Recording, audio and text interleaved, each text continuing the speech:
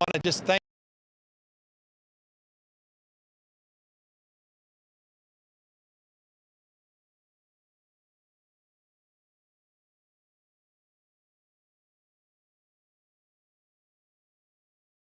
impact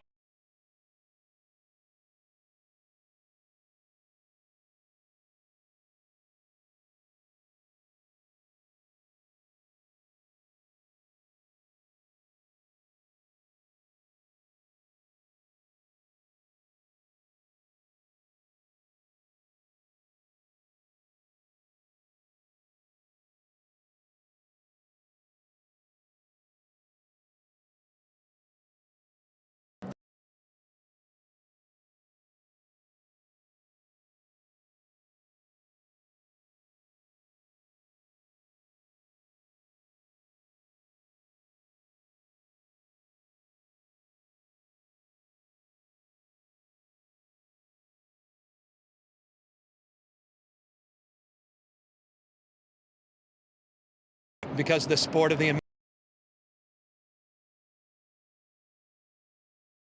next few days, we are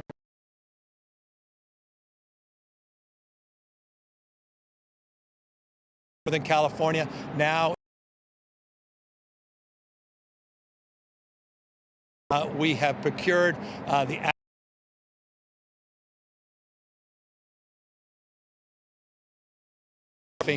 to make that. It's roughly 4,000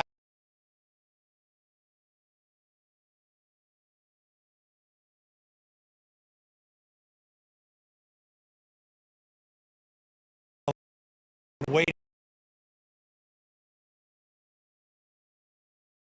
of our hospital system themselves.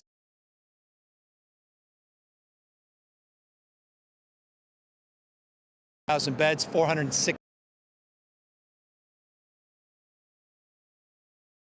patients in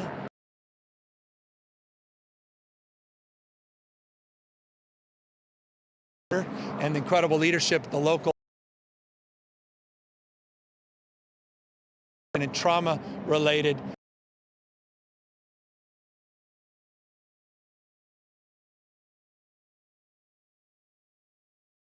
state to meet the need going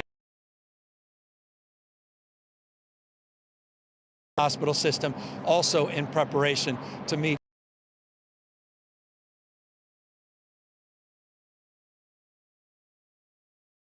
making sure that we have a already released masks. We now have procured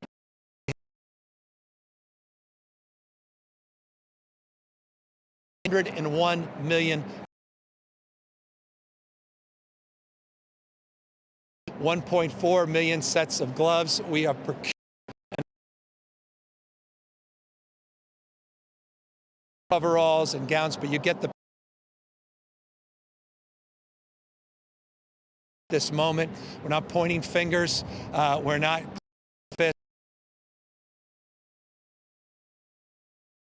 and the private sector. It's a perfect example of that.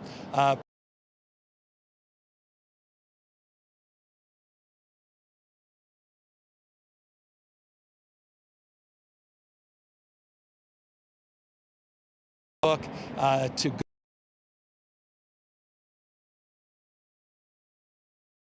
safe and clean.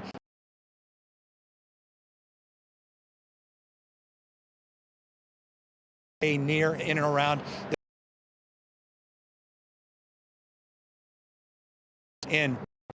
We have roughly 4,095 ventilators. 815 of ventilators. And while we haven't received any, 170 directly, which are ventilators.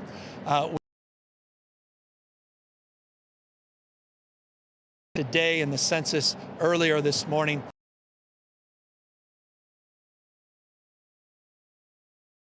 The ICU.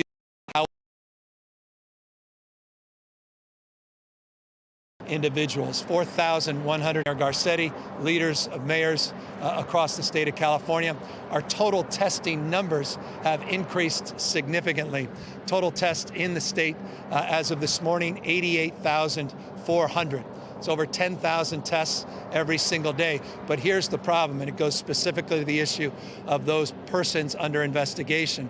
Those PUIs are waiting for test results, and in some cases, these test results are coming back 6, 7, 8 days later. We've got to increase our throughput, not only on the diagnostic side, on the testing, but ultimately getting those tests and that information back into the system, back into the hospitals, so that they can transport people, triage those individuals throughout the system and back out to the extent they're tested negative into community care. So we are making progress on every front. We're not waiting around.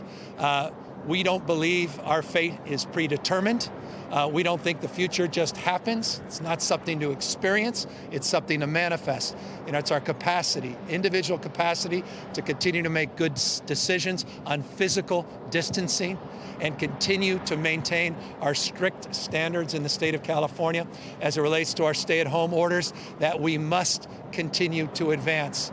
And if we do, we can bend that curve, we can meet that moment, continue hour by hour, minute by minute, to do more of what you see behind me in terms of laying the foundation of preparation as only this state can at this scale of responsibility and expectation, so that we can save lives and we ultimately can meet this moment working collaboratively and working together. I'll just close before I pass it over to Mayor Garcetti by just saying this: the spirit of collaboration, the spirit of cooperation is alive and well in this state.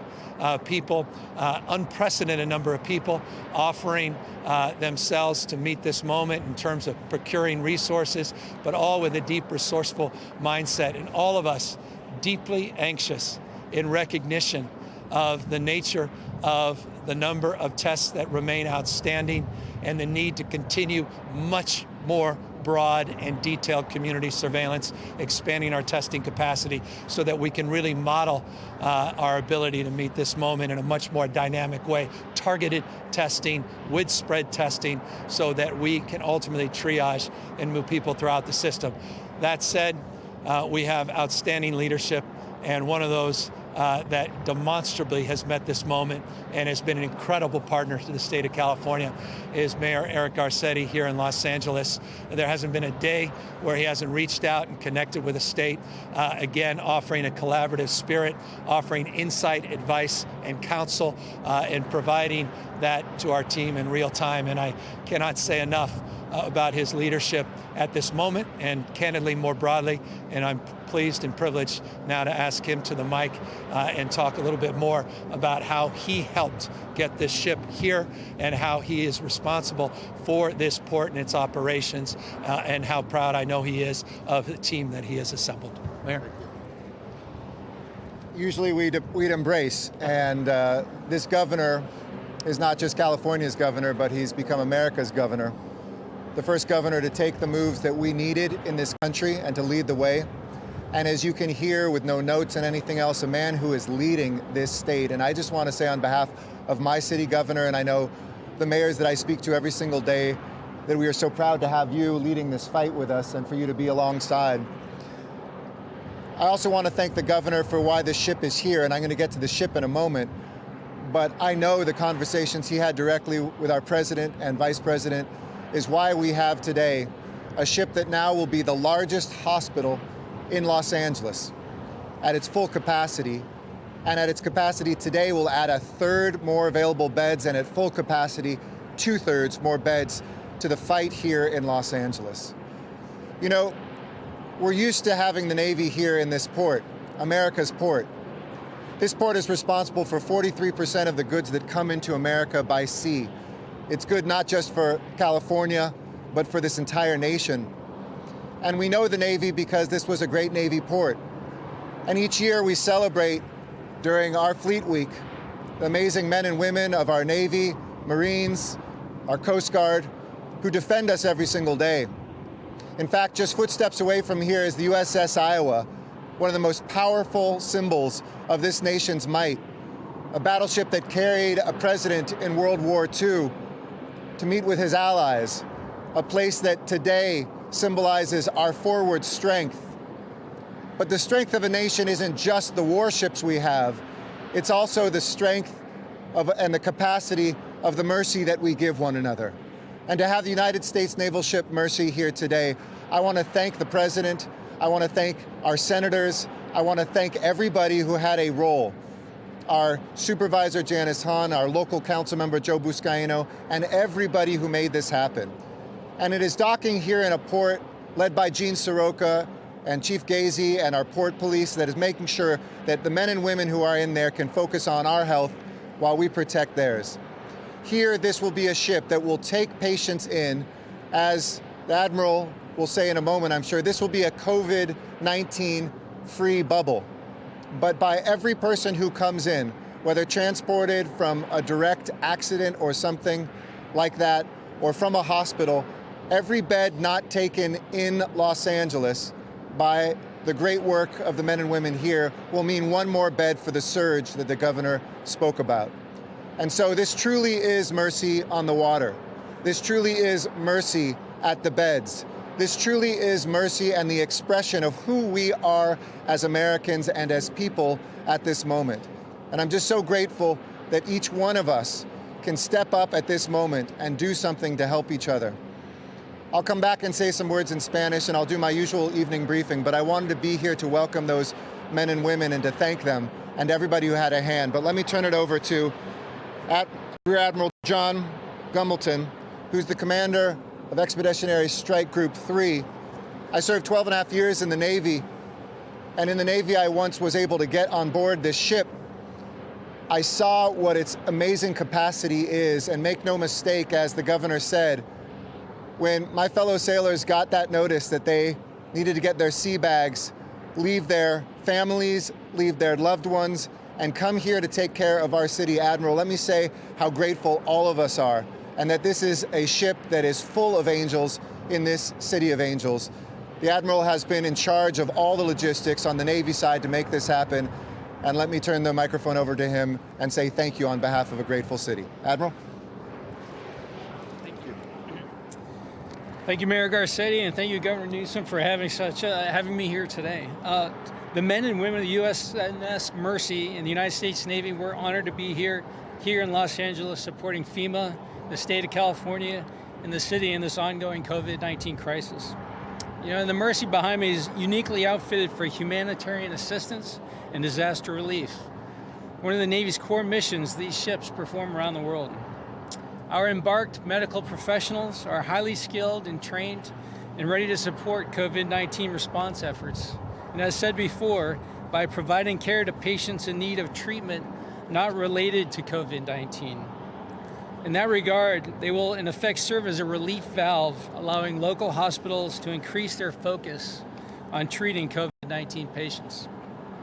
We're extremely proud to be part of this whole of government approach to response and to serve the great people of our nation, the state of California. And with that, I'll turn it over to the governor. Thank you. Thank you, Admiral, and thank you to Captain Quinn as well for your extraordinary leadership. They'll be doing rehearsals, as they refer to them, this evening, and potentially taking patients as early as tomorrow.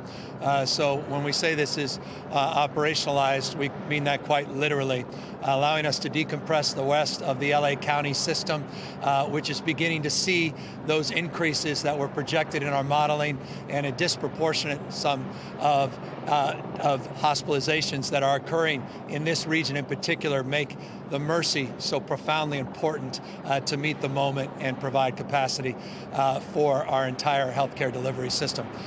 With that, we're happy to take any questions from all the reporters that are here and those that we know that are online, appropriately socially distanced.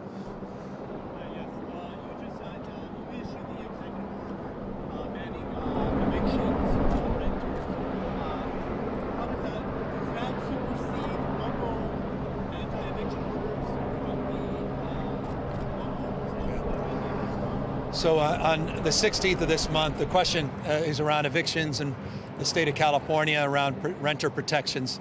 Many know that a couple of days ago we announced a deal with 4 of the 5 largest national banks in America around mortgage relief, forbearance of payments for at least 90 days. A few weeks prior, we had put out guidelines for cities large and small and creating a legal framework where they could put moratorium together related to evictions for rentals, for tenants.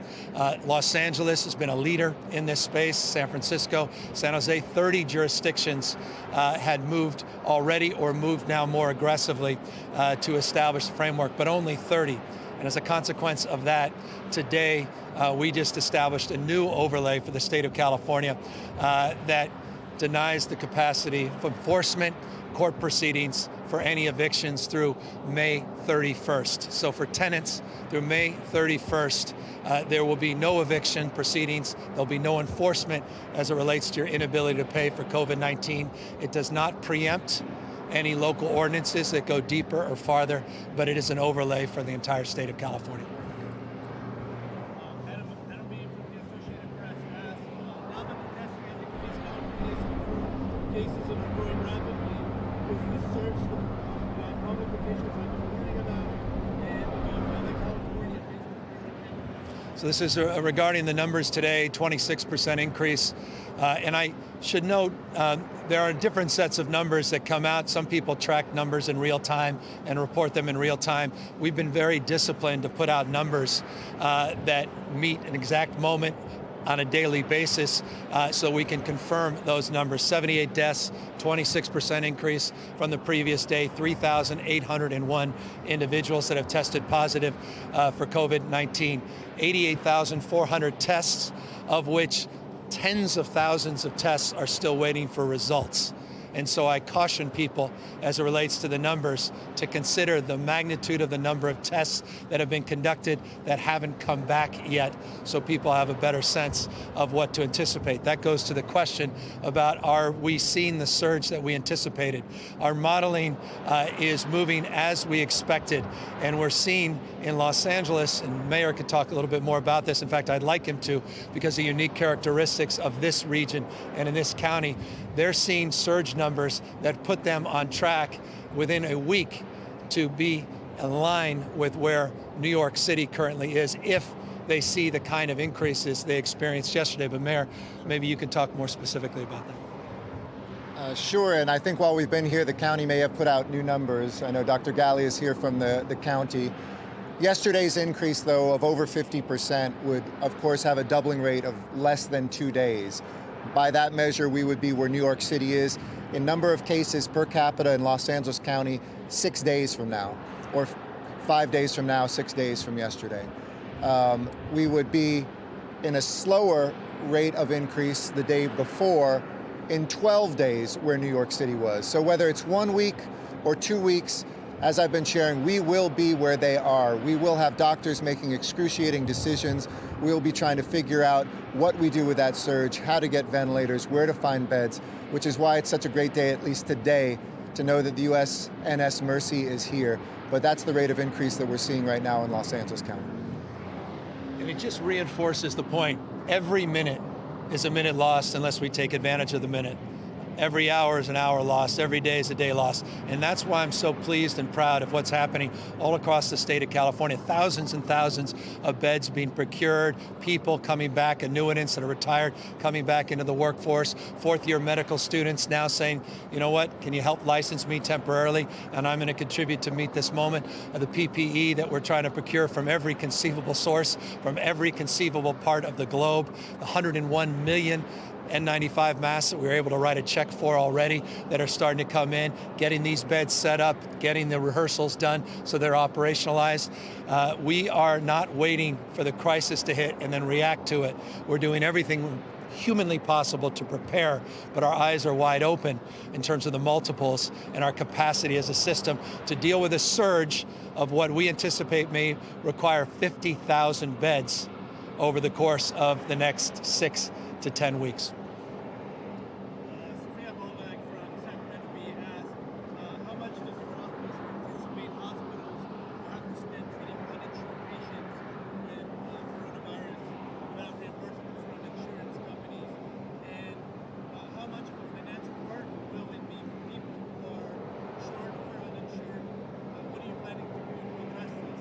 Look, the hospitals are bearing a disproportionate responsibility, and that is to prepare for this moment and then to meet the surge. And as a consequence, their traditional payments that they receive through elected surgeries are down significantly or no longer exist. So they're in deep financial distress, and that's why we've all been sober. And while we're very pleased with the $2+ trillion stimulus from the federal government, none of us are naive that we're going to need more support down the line.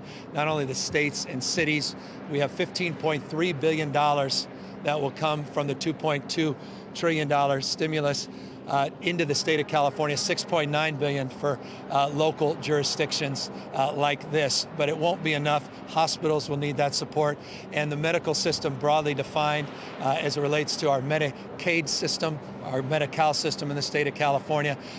People that need treatment will get that treatment, and we will do everything in our power to make sure we're signing up people. We've extended our open enrollment. We believe, regardless of your status, that you have the right and we have an obligation to treat you and to take care of you. We'll assess those costs in real time, but our focus right now is less on economics in terms of those decision making, but on the health and safety of 40 million Californians.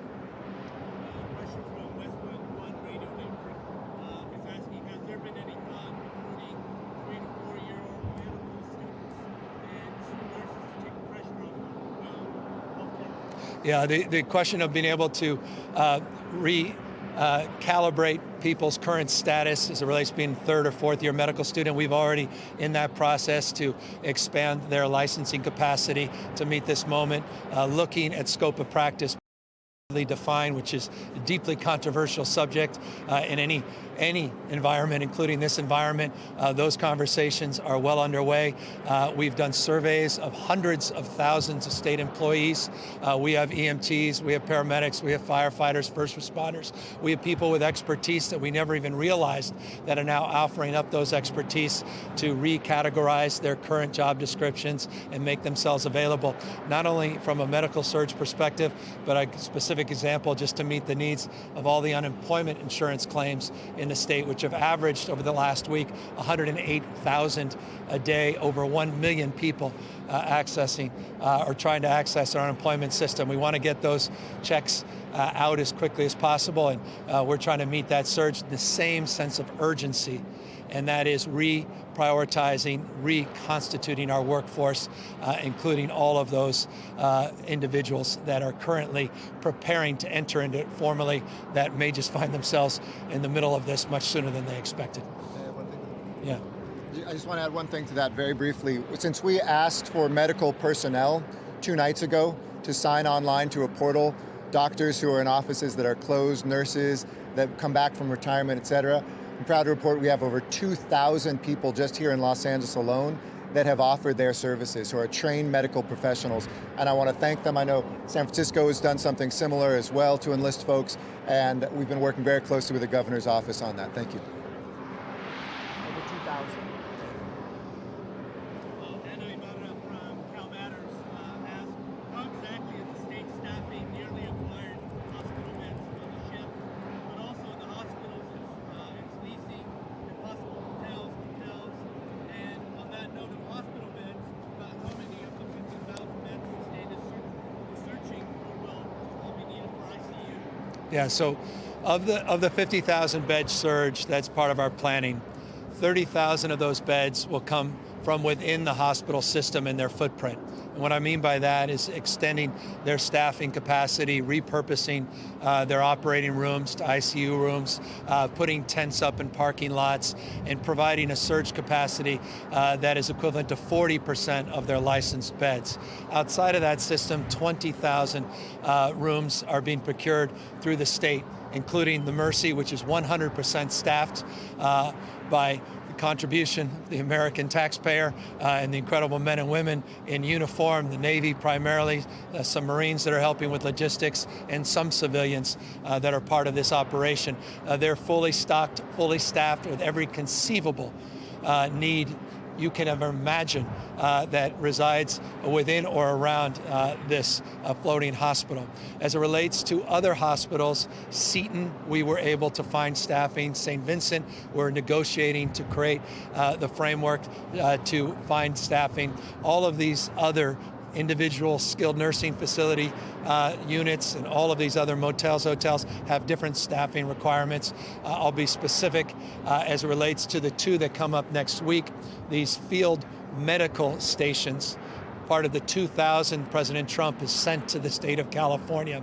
The first two will be done in partnership with the state and county, and that's how we'll staff those first two. We're working with other counties and other jurisdictions on the other 6 in terms of how we staff. So it's a one-off, site-by-site determination, but the Mercy fully staffed, fully operational. When will non-COVID patients be transferred to the hospital? What precautions are you taking to make sure that spreading the virus? So yeah, this is as they refer to it, as the Admiral refers to it, and he could speak more clearly, this is a COVID-free bubble. When we say bubble, it's the entire area around this site.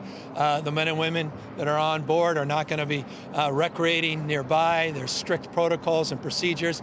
No one can just randomly come off this ship. Everybody's being tested, and we have very strict protocols working with the county, Dr. Galley at the county level, in terms of managing those protocols within the county system to make sure non-COVID positive patients are making their way into this ship. This is an iterative process. It's a dynamic process. We'll start with a lower number of beds. In the extreme case, they have the capacity to go higher, including with ICU capacity. We're not looking for ICU capacity to begin with on the Mercy, and we are currently inventorying the ICU capacity throughout the entire state of California. But in the extreme, we're modeling just shy of 20,000 ICU beds through our May 20th modeling. Given that this is from Terra Luna from the I-Times, given that it's Friday, we saw crowds of farmer markets and beaches last weekend. Do you think law enforcement should begin issuing citations or tickets to people just guard the state borders for waiting for private?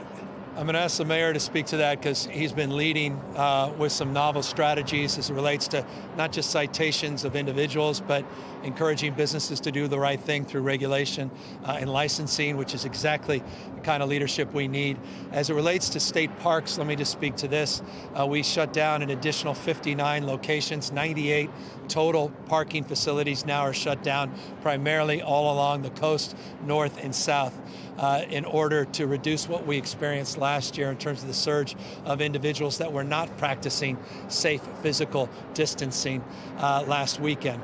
We'll see where things go this weekend, and to the extent we have to ratchet up the enforcement or do even more to shut down those facilities, we will do so in real time. Each city has different operations. Each city has different strategies to how they want to enforce and notify citizens, but LA's been leading on that, and I'll ask the mayor to talk more about that. Thank you, Governor. First and foremost, with the beaches, I was glad to see the guidance come out from the county today in the order. It's something we will do on the one beach that we run in Venice Beach, and down here, actually 2 beaches, excuse me, in Cabrillo Beach. We will make sure that that is the law and that is enforced. When I'm asked this a lot, I say, look, we've got an A in terms of compliance. If you look at the data, California, Los Angeles, in terms of the restriction of movement. 2, there's a lot of self-enforcement going on. My executive officer, an employee of mine, when she left her apartment today, had 2 people say, what are you doing? Why are you leaving? She said, I work for the mayor. They said, oh, great, good, okay, you go. So there's a lot of that happening at the neighborhood level. 3rd, we use, first and foremost, our city employees, including our officers, to try to get adherence in a voluntary way, and that's the best way to move forward. We had one restaurant that tried to stay open, giving food to folks the first day. We visited them with a police officer.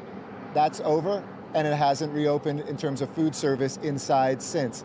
In those rare cases where we need enforcement, we're absolutely prepared, whether that's shutting somebody's power off at a business that shouldn't be open, or whether it's giving somebody a citation. In fact, we even found price gouging. Our LAPD officers found somebody selling hand sanitizer for $80. Let them know that that was illegal, and let them know that there's a criminal penalty.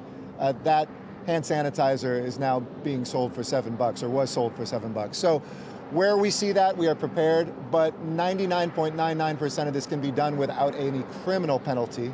But we're prepared if anybody is an outlier, because one person can be a super spreader. One person can kill someone. One person can kill themselves. And I know that there's a constant drumbeat of inquiry as it relates to the National Guard. We have 500 National Guard men and women throughout the state of California only doing humanitarian mission, supporting our food logistics, primarily at our food banks. We have significantly increased our surge capacity through our state park system for state park patrol, and they'll be out in force this weekend with flyers, not citations at first, but again, we will tier our enforcement as necessary.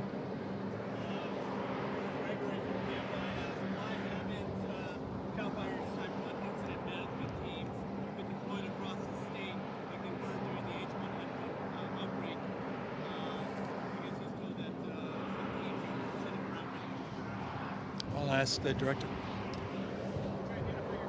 Yeah, Mark Ghilarducci, I'm Director of the Governor's Office of Emergency Services. The question had to do with how we are deploying our resources, specifically the CAL FIRE incident management teams. In reality, what we're doing is we've really been strategically planning for how best to utilize resources.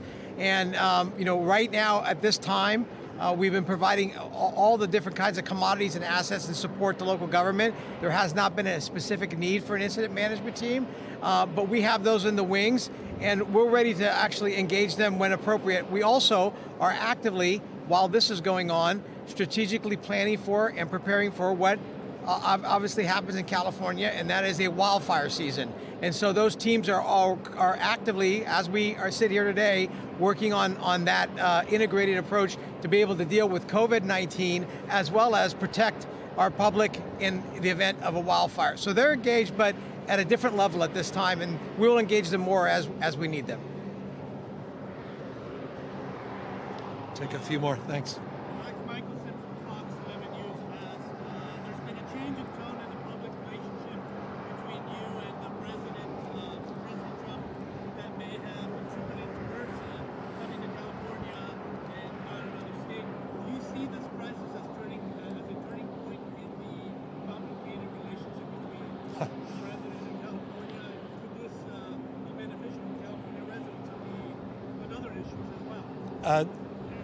This is time for partnership, not partisanship.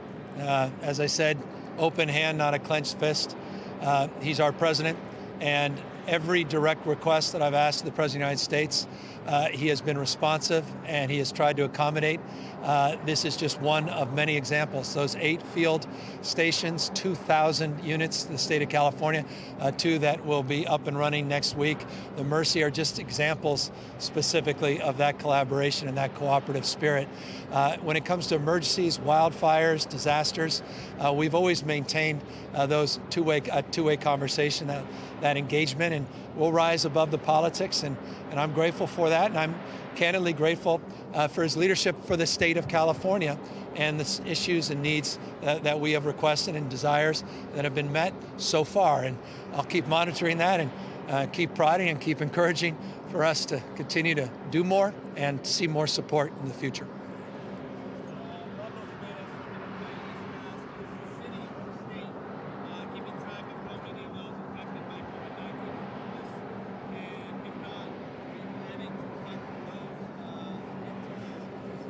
Yeah, no, the total number of positives, 3,801. I don't have a number of how many do not have residences that have come in. And clearly, as this data presents itself and we're able to break down those numbers, we'll have a better sense. But let me just say, on the issue of homelessness, we have already procured, as of this morning, 4,666 hotel units that we are distributing throughout the state of California for prioritization at the county level for homeless individuals. We have just in Los Angeles, the leadership of Mayor Garcetti and the county, they have identified that they are prepared to take 637 trailers that we were able to procure because of the leadership of Bob Fenton and Mark Gilladucci, and they're prepping those sites and preparing the resources that will be needed on site to meet that demand. So all of that's dynamic, all of that's happening in real time, and as you know, we distributed $100 million in emergency aid because of the leadership of Tony Atkins and Anthony Rendon and their colleagues in the Senate and the Assembly, and we distributed those dollars in emergency grants for homeless individuals to prioritize getting people off the streets, particularly seniors and those in encampments and those that are vulnerable disproportionately to COVID-19. So we have a lot of work to do in that space. It continues to happen in real time. Certain parts of the state, we're seeing more happening than other parts, and I've got a full-time team doing nothing else but prioritizing the needs of our homeless citizens as well.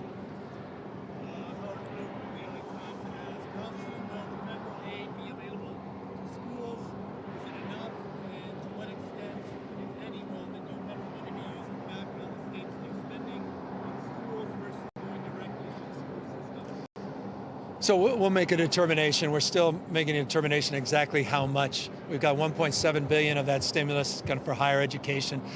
There's new assessment coming for K through 14. As I said, it's $8.3 billion, $6.9 billion for local jurisdictions, 8.3 that come in directly in block grants to the state itself. We've got transit money, $3.75 billion. We've got homeless money, $320+ million that's set aside for California directly out of that stimulus for our homeless programs. So we're assessing all of that in real time. We put out a new guidelines for our state budget just 48 hours ago, and we are looking at every single expenditure in our state. And all I can say is we will be making adjustments in real time, not waiting for the obvious, which is recognizing that there's a significant economic impact not only to the state but individuals, and we have to recognize that we've got to be here for the long haul. And the answer to the second part of that question is no, it's not enough. We're going to need more going forward.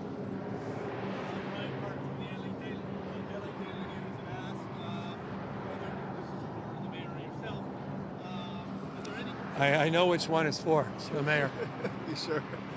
Okay. Are there any concerns in terms of supplies and the drive-through testing now starting to pop up is taking up key supplies such as masks, gloves, gowns, hospitals and first responders as the surge comes? No, is the short answer. The number of personnel on those sites is a small fraction of our medical personnel in hospitals, and we have made sure through the county. And if folks didn't catch that, 101 million masks this governor has helped to procure. There is enough. We're not worried about today. We're worried about surges in the future. We all know that. The governor said that we'll need more. I think you told us $1 billion is what you're looking at for gloves. We're looking at huge numbers down the pipeline, but absolutely not. Nor would we take those masks and PPE away from those who are doing testing. That is an absolutely critical role. That's stopping people before they get to the hospital potentially. That's keeping them, if they're okay, at home, knowing that they don't have COVID-19.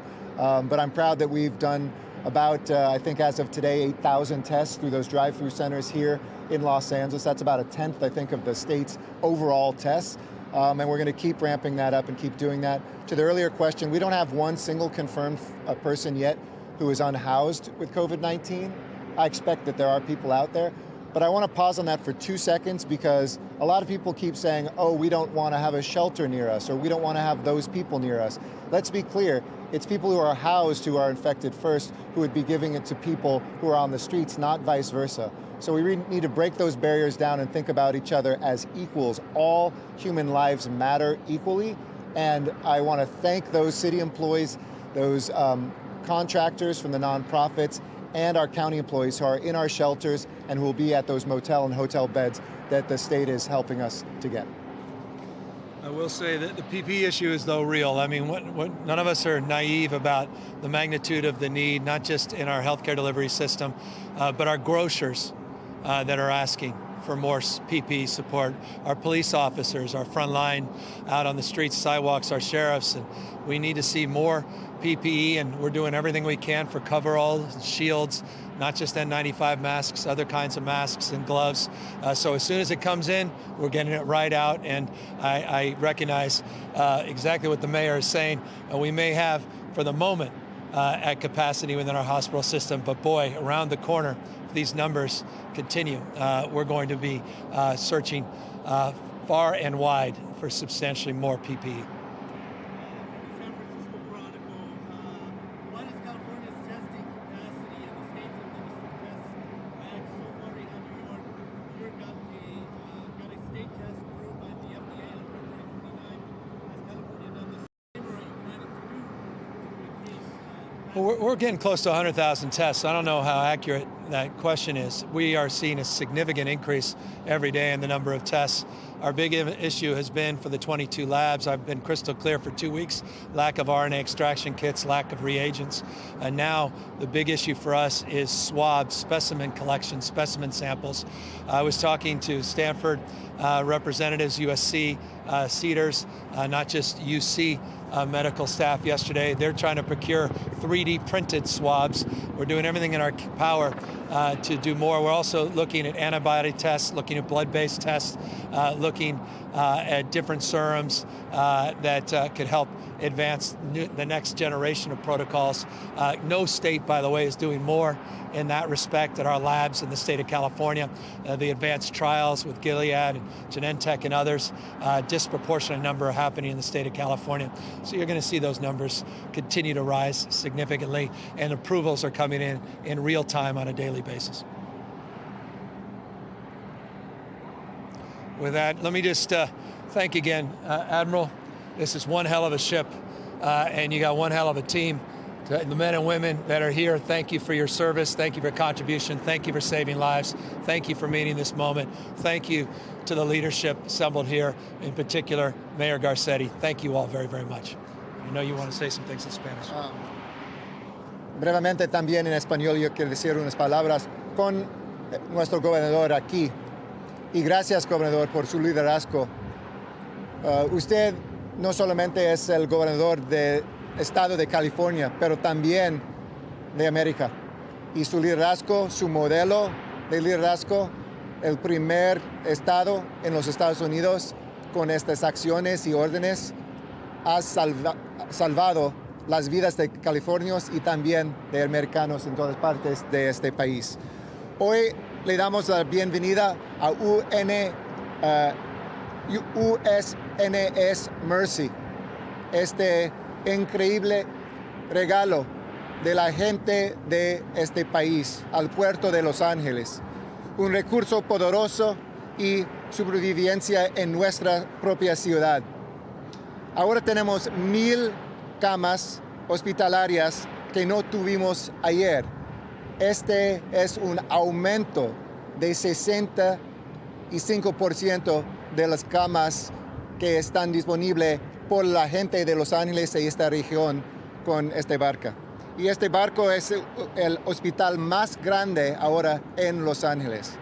Gracias a la Armada Naval y las Fuerzas Armadas de los Estados Unidos por su presencia y su trabajo aquí. Este puerto es muy familiar con estas Fuerzas Armadas, específicamente la Armada Naval, porque tenemos una historia muy grande, una gran historia de participación de nuestra gente en las guerras en el pasado, estos barcos como el USS Iowa. Pero este es una representación no solamente de nuestro poder, pero nuestro corazón, nuestro cariño. Y gracias a todos, especialmente al gobernador, por su liderazgo y toda la gente durante esta crisis y esta lucha. Como una guerra, ganaremos esta lucha, ganaremos esta crisis también. Muchísimas gracias. Thank you.